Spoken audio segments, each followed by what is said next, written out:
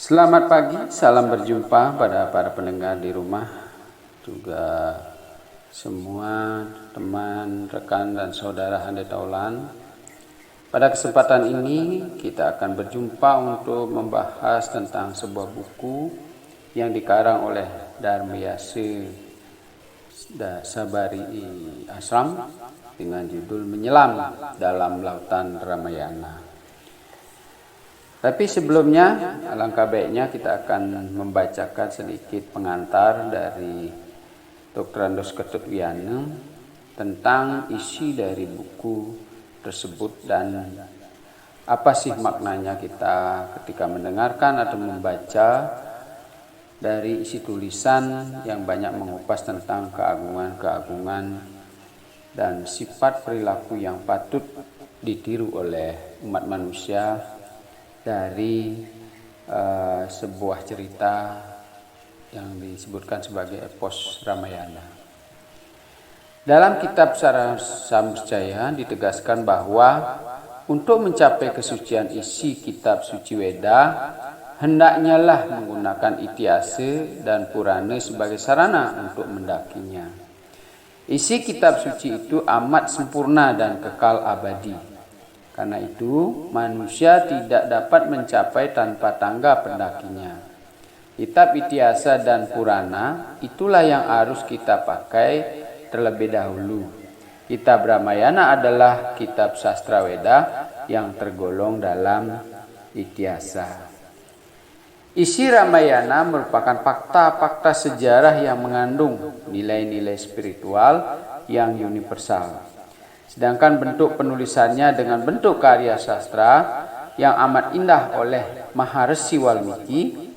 Kisah Ramayana adalah kisah kehidupan manusia yang bersifat universal dan selalu aktual dan kontekstual adalah aplikasinya. Jadi penerapannya selalu aktual. Di dalam kisah Ramayana ini terdapat lila Tuhan yang turun sebagai awatara ialah wujud Sri Rama. Lila Tuhan yang indah dan amat menemukan itu terdapat berbagai sila dan tingkah laku, baik sila yang susila yang patut dijadikan teladan dan juga terdapat sila yang dursila yang patut dihindari. Pada zaman kali ini, maksud saya adalah pada zaman Kali Yuga ini, akan jauh lebih bertuah teladan daripada nasihat.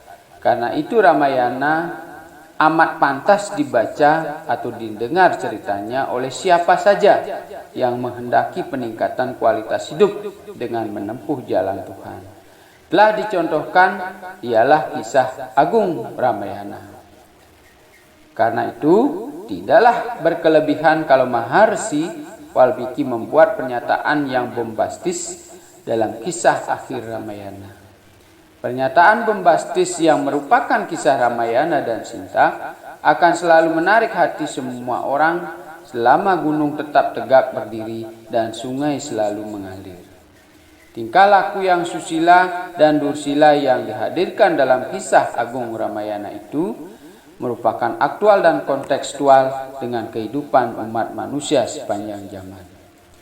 Dalam hidup sehari-hari selalu saja kita saksikan manusia yang memperlihatkan perilaku seperti Rahwana, rakus, sombong, amat bernafsu, main kekuasaan tanpa moral. Sifat-sifat itu yang identik dengan sifat-sifat dursilanya Rahwana. Sebaliknya pada zaman kali ini terdapat juga orang-orang bijaksana yang mengikuti tingkah laku yang ditampilkan oleh Sri Rama. Meskipun masih tahap yang sangat sederhana.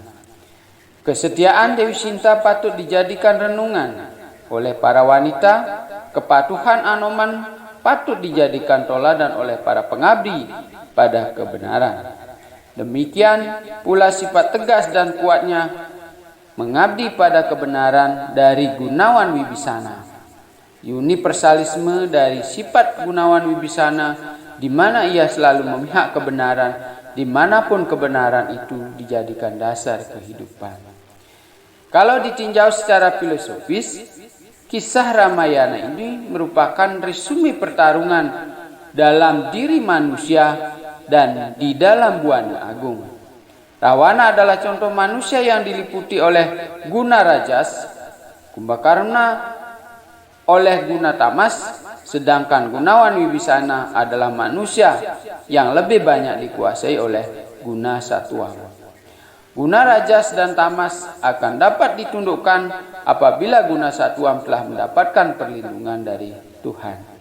Rawana dan Kumbakarna baru dapat ditaklukkan oleh Wibisana bersatu dengan Sri Rama yang merupakan penjelasan dari Tuhan Yang Maha Esa.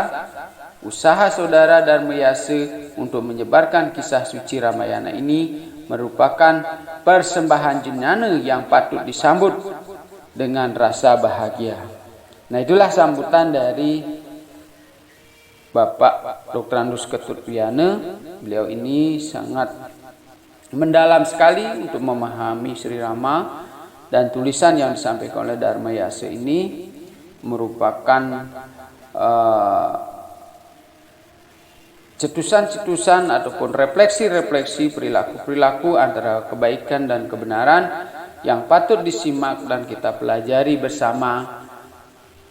Pemahamannya tentu sesuai dengan kemampuan dan ruang spiritualitas yang saudara-saudara pendengar siapkan atau sediakan di dalam ruang atau di dalam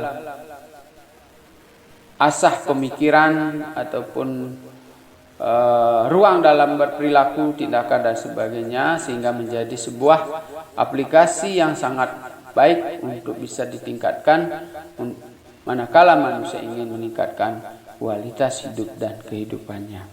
Demikian pengantar kata yang disampaikan oleh Ketutwiyana dalam buku yang berjudul Menyelam dalam Lautan Ramayana.